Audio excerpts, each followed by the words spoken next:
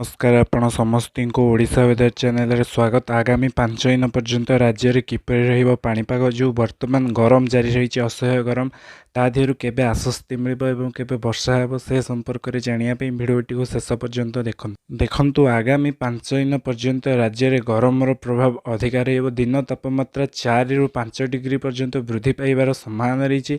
पश्चिम ओडिशार केतेक जिला मानक 43 रु 45 डिग्री पर्यंत तापमात्रा रहिबो।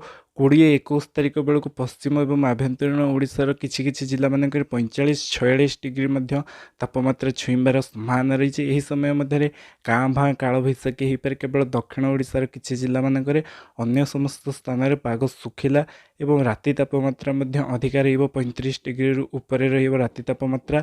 राज्यर अधिकांश स्थान में उपकूल ओडिशार 43-44 डिग्री कटक भुवनेश्वर रे रहिबार संभावना रही। आगामी 10 दिन पर्यंत यही स्थिति रहिबार संभावना रही। 25-26 तारिख पर्यंत एप्रिल शेष सप्ताह सामान्य तापमात्रा कमी पारे एवं मे प्रथम सप्ताह काल बैशाखीर संभावना थिबारु से समय तापमात्रा टिके अधिक कमी पारे, वर्षा हो पारे एवं गरम आश्वस्ति मिलिबार संभावना रही।